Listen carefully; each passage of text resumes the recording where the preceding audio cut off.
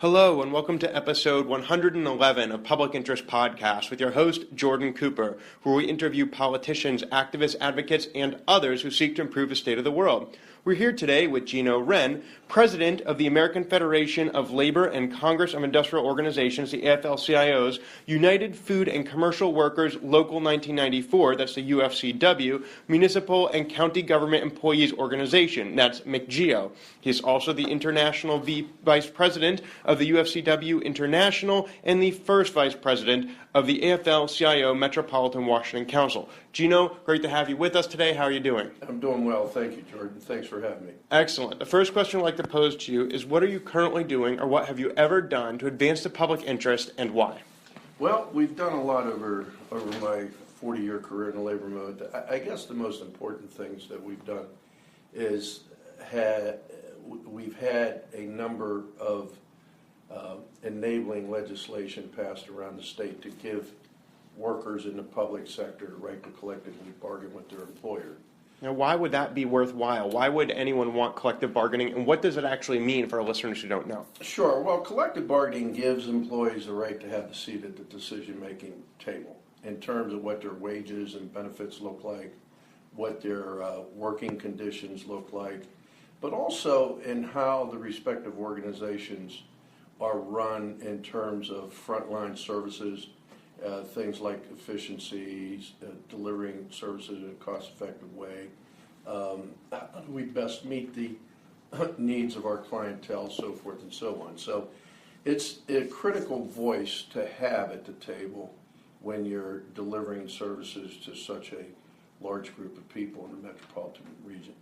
So collective bargaining is something where you represent a bunch of employees and Right. try to get a more fair shake for them at a bargaining table with the employer. That's correct. That's pretty much the essence of it. It gives the workers a right through their union to actually negotiate what their wages look like from year to year, negotiate what their benefit packages are, how much they'll pay, what their fair share is for those packages, what their pensions plans look like, what their days are. It gives them a say in the process of deciding virtually every aspect of their employment. Now, if there weren't collective bargaining rights, Correct. and these employees wanted their increased wages and their improved health benefits, what would happen? Well, let's look at Montgomery County, for instance. In that was the case prior to collective bargaining. When I came to work for Montgomery County as a corrections officer in '77, we didn't have collective bargaining. And so in that environment, we were left to the will of the political structure, given that our particular members are employees of the county executive, if you will. The county executive would set the wages. He would determine what he felt was fair in terms of a yearly increase. He would determine what he thought was fair in terms of what the benefit packages, the pensions, and so forth and so on. And then he would send those proposed changes to the county council, and if it had a budgetary impact, they would ultimately have the say. Now, the birth of MCGEO back in the 70s, quite frankly, was a result of the county council at the time just unilaterally changing the compensation schedule for county employees. They made significant reductions to the overall compensation package, and they made significant changes to the pension plan. So if employees of the county government had wanted a different sort of compensation package than what they were receiving, then their recourse was to go individually to the county council members and to the county executive and request those changes. And then if it fell on deaf ears, then that was the end of it. That was the end of it. They had no input. They had no way of influencing the outcome, if you will. And now that there is collective bargaining in the county charter passed in the 1980s through a referendum, Correct. What is the process now? Now that they're represented by union, how does that change the process of negotiation? Well, now, the way our process works, and every union's a little different, but the way we work is going into a bargaining cycle. We send out surveys to our employees, and we ask, what do you think is a fair and reasonable raised going into the next couple of years, given the political and economic climate? And are there any needed changes or improvements or whatever to your health care pension? But we even go further. We ask, what efficiencies could be yielded in the workplace? How can we do things better? How could you be managed more effectively, so forth and so on. It's a pretty comprehensive ask in terms of the survey. And then we'll gather those surveys, we'll tabulate them and come up with contract proposals. We then select a team of rank and file workers to accompany me to the bargaining table along with some key staff. Do they do this on their own time when they're not at work? No, it's on county time. Okay. It's on county time during normal Working business hours. Yeah. Now, if someone's working the shift, late shift, we make adjustments. But the point being, the proposals that put on their table are a reflection of the priorities of the staff, of the workers. And we submit the proposals to the county.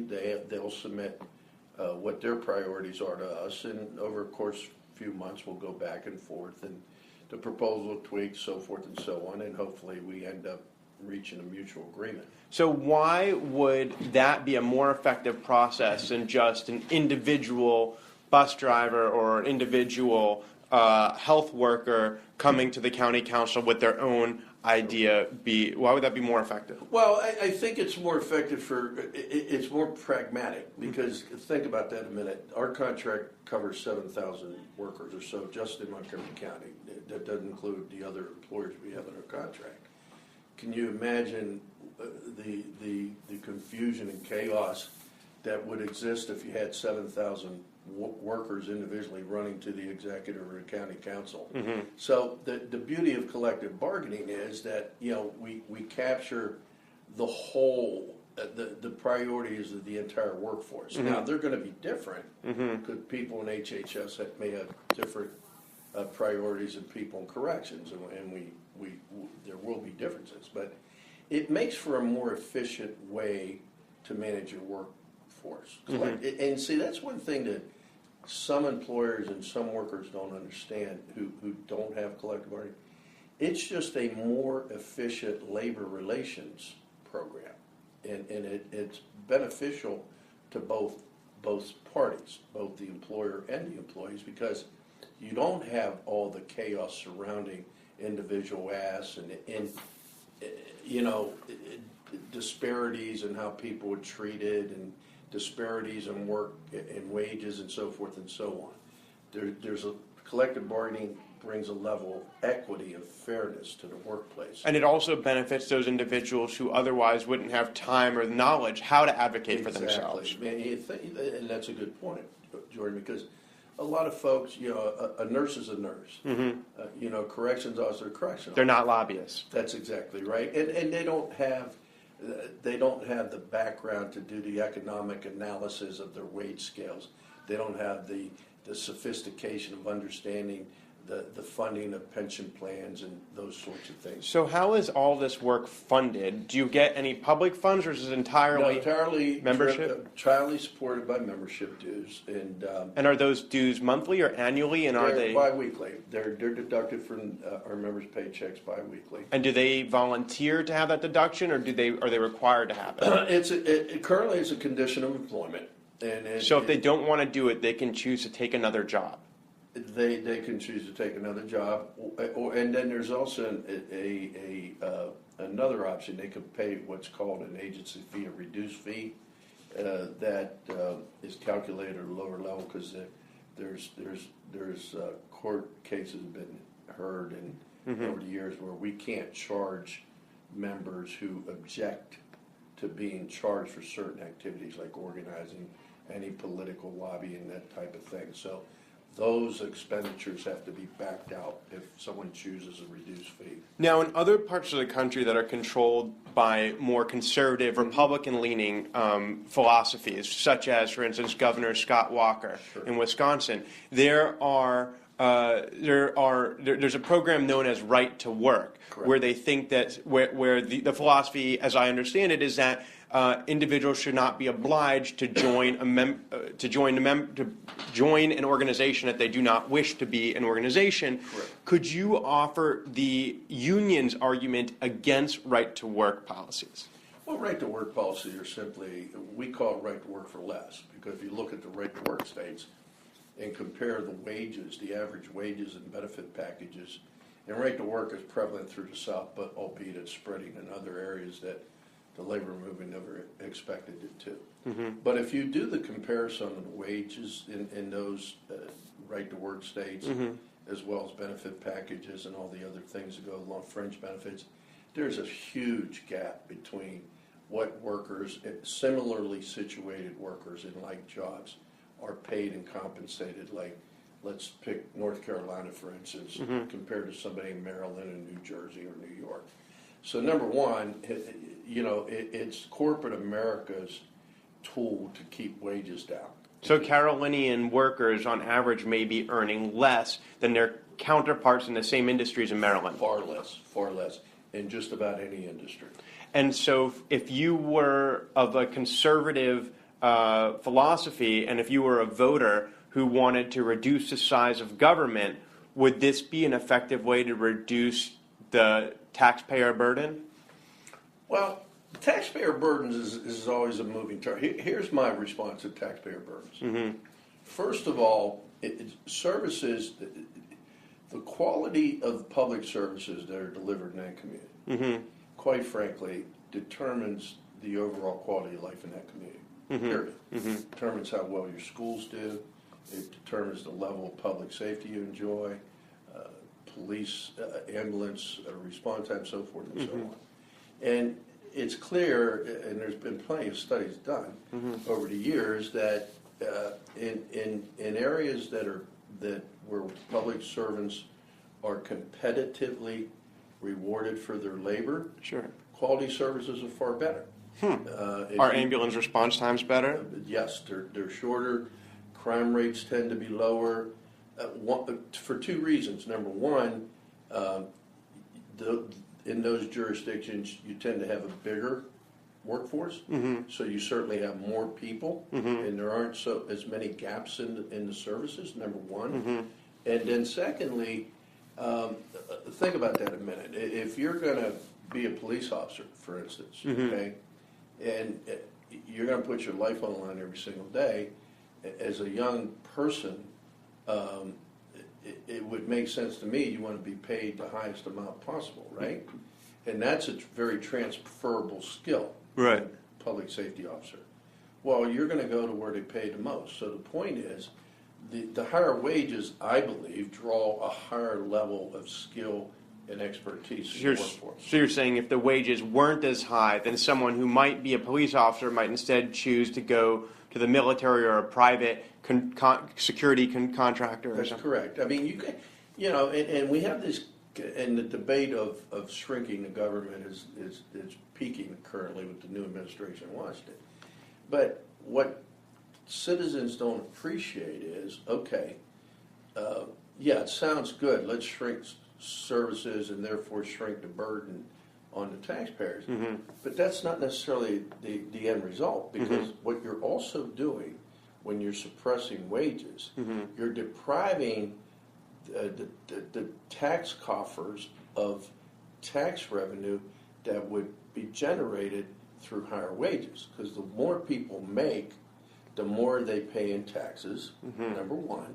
But the more they have in disposable income mm-hmm. to frequent small businesses and communities and what have you, and that's there's an economic development driver. That's right, and see, that's the flip side, the dark side of shrinking government that people don't talk about. Mm-hmm.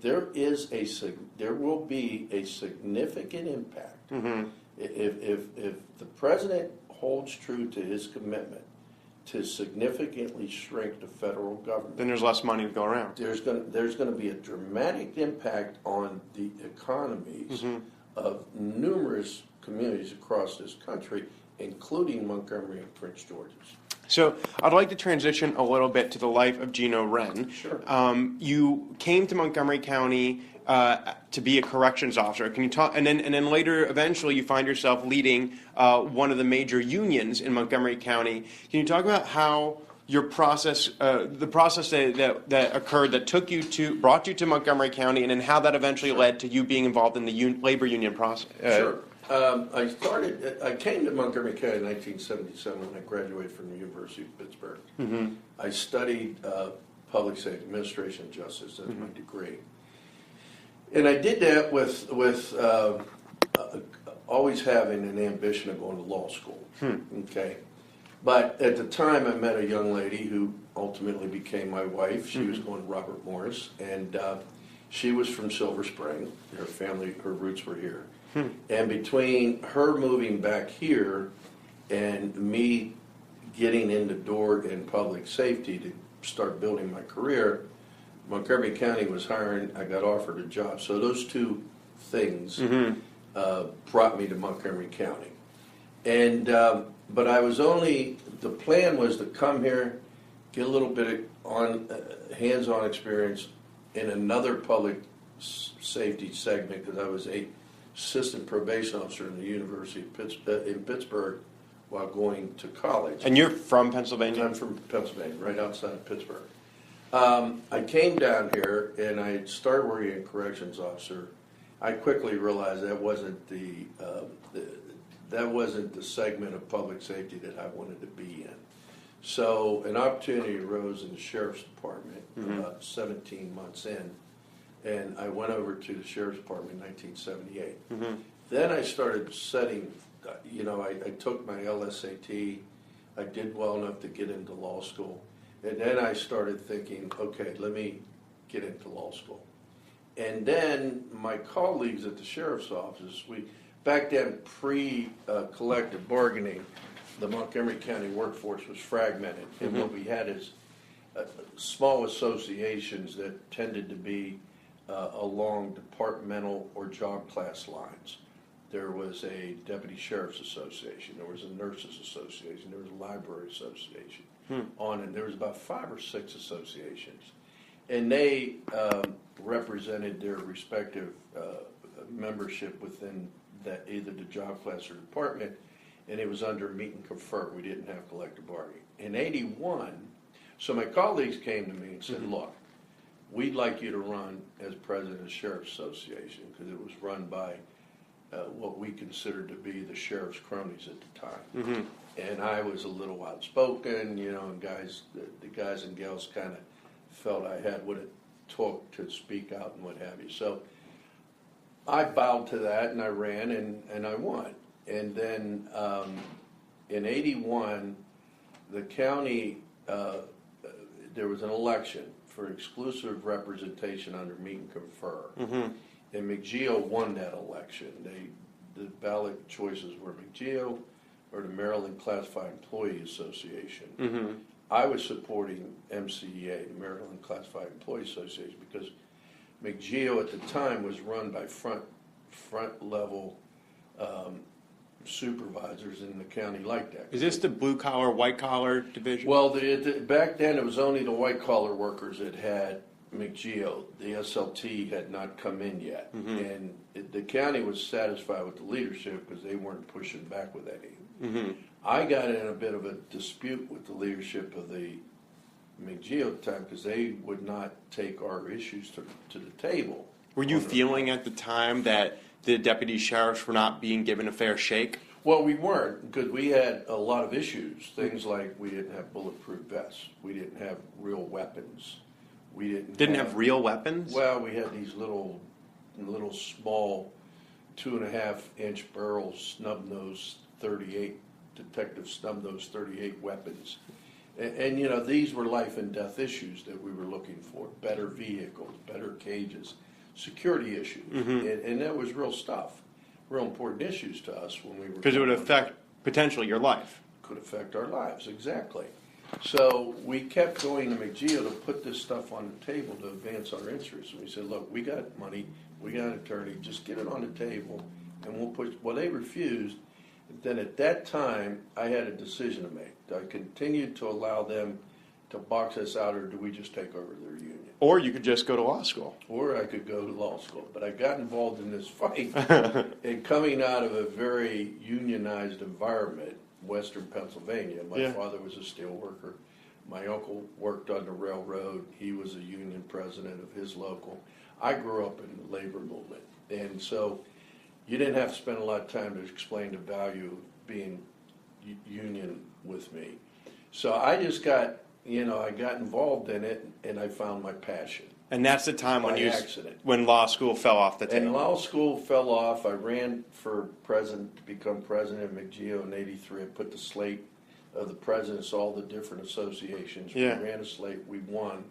And then that was it. So you said you found your passion. What is it about the labor union movement that really drives you? What is that passion? My passion is one, obviously, workers being treated with respect and dignity and being receiving sustainable wages and benefits so they can take care of their families and live a decent life. Mm-hmm. And look, my dad, I'm an immigrant from Italy. My parents and I came here in '56. You were born in Italy? I was born in Italy. I was 3 years old when I came here.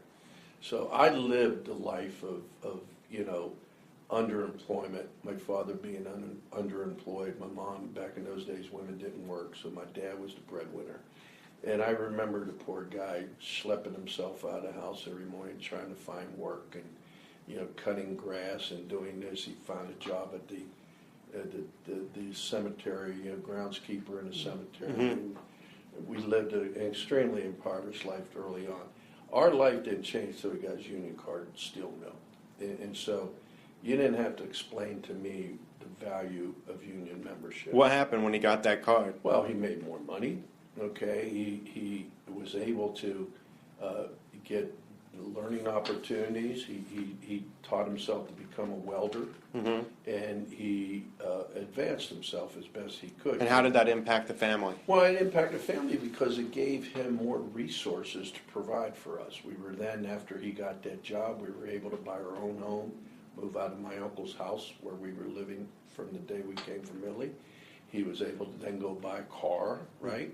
He was then able to buy furniture, basic stuff. So you're saying that union membership represents more than just collective bargaining. It sounds like what you're saying is it represents a chance for people to have dignity. Absolutely, and that's probably, in many instances, okay, the dignity of respect overshadows everything else, right?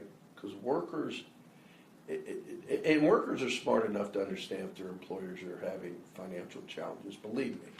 And workers are willing to make sacrifices during those rough times. Our members certainly have. And they get all that.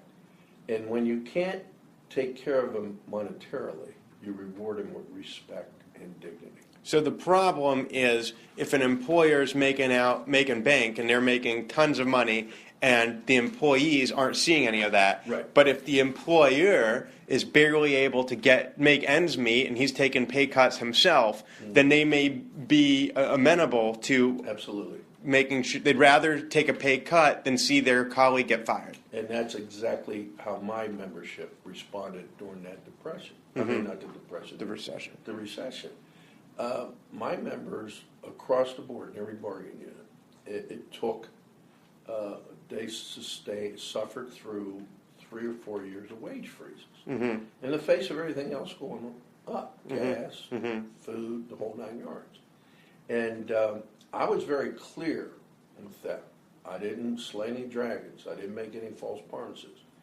I went in front of them, and because that's what you do when you're a leader. Mm-hmm. You tell your members, you share the news, whether it's good or bad. Mm-hmm. And what I have found over my career, if you're honest to your membership and you tell them that, listen, there's nothing there right now. Mm-hmm. We're going to have to bide our time and wait it out. They may not like it, mm-hmm. but they'll accept it. And then they will in turn respect you for having been honest with them. Absolutely. And during the recession, what I would always tell them is, listen, my job right now, my number one priority is save everybody's career in this room, okay? because money for raises isn't there. It's not there. But what I promise you, we will do everything within our power to make sure nobody gets laid off. And we fulfilled that promise. We didn't lose a single body. We lost positions, but we didn't lose a body. And I said, your job is to go back to your families, get everybody around the kitchen table, and figure out a strategy to get through this drought. So as we approach the end of this podcast, I'd like to ask you a final question. We were alluding to it earlier in conversation, where you're looking over your years of service, of public service, of service to local employees in Montgomery County. A lot of your career, seemed like almost the entirety of your career, has really been spent in Montgomery County, in this place, in this location, building relationships with county council members, with legislators in the state legislature, interacting with other advocacy groups and trying to make deals whereby your membership is taken care of. Correct. So looking into the future and looking into the past, how would you characterize the legacy of all of your work? And then after that, just a little bit of a twist here, considering the importance of location, and we spoke about potentially retiring to another location. Why is it that anyone who has been so interested in a particular location, building so many relationships across society in a particular location, might consider retiring elsewhere? Those are really two separate questions, but I think they would interest our listeners. Well, let's talk about the legacy first. I think I want my legacy to be, I would like my legacy to be, after working on the front lines of advocating for workers since 1980, that I leave behind an influential, vibrant institution, and that I prepare my very young staff to carry the torch after I'm gone. So to perpetuate the mission. Exactly. Because I've spent virtually my entire adult life building this organization from the ground up, brick by brick, with the help of an army of dedicated people along the way. When we took over MCGEO, we had 300 members. We had a shoebox of an office. We had no money. We had nothing. Today, I'm proud to say we're a relatively influential. How many members do you have? Today, our contracts represent about 8,000. So 300 to 8,000. Yeah, and that's pretty significant. And so that's what I'd like my legacy to be, leaving behind a vibrant, influential advocacy institution that advocates for workers, but not just our members, workers in general, because we're on the front lines of the fight for 15 and sick leave for you know that we're on the front line of all those fights. For our listeners, the fight for 15 alludes to a $15 minimum wage. Correct. And so that's the legacy piece. Why do I have a desire to leave after what I've done? What's the relationship of community and of location to your identity? Well, you get to a point, look, this job I've made enormous family and personal sacrifices, okay? This job has contributed to some medical issues that I have to deal with on a daily basis. Nothing life-threatening, but nonetheless, I have to maintain them. Hypertension and some other things that come to the constant pounding and stress. That's number one. Number two, you get to a point where you have to start caring about yourself and your family. And if I weren't, and my goal and intent is to retire to North Carolina. Why? Because I like it down there. I find a little piece of North Carolina that's progressive and it fits my political vision and my principles, so I can comfortably survive there. But that's the next chapter in my life. I want to go spend time with my wife, spend quality time with my grandparents, with my grandkids. If I stay here, I won't cut that cord. I know that about me. If I stay in the area, I'll continue to make those family and personal sacrifices.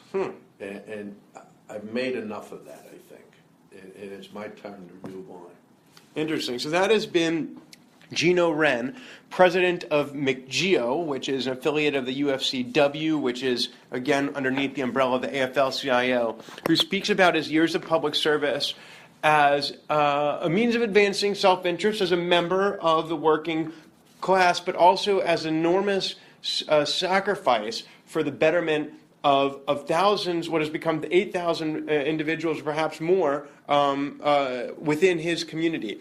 Gino grew up in the union movement and saw the benefits, the tangible benefits that unions had on his family and on others' families in his community in the suburbs of Pittsburgh. But as we spoke about earlier, it's not always about, yes, it includes health insurance, yes, it includes vacation and paid sick days, and it includes wage increases, but what Gino really talks about is, again, the human element of unions, which is the dignity and self-respect that you convey to employees when they can take pride in their work and they feel as though they have been justly compensated for their pains. So, Gino, thank you so much for joining us today. It was a pleasure, Jordan. Thank you for having me. And this has been episode 111 of Public Interest Podcast with your host, Jordan Cooper, where we interview politicians, activists, advocates, and others who seek to improve the state of the world. You can listen at publicinterestpodcast.com, on iTunes, or the podcast app on any Apple product. And again, should you have any questions for Gino, feel free to call Public Interest Podcast. Contact information can be found on the website, and the voicemail can be passed along to him. Thank you so much for joining us, and we'll talk to you next time.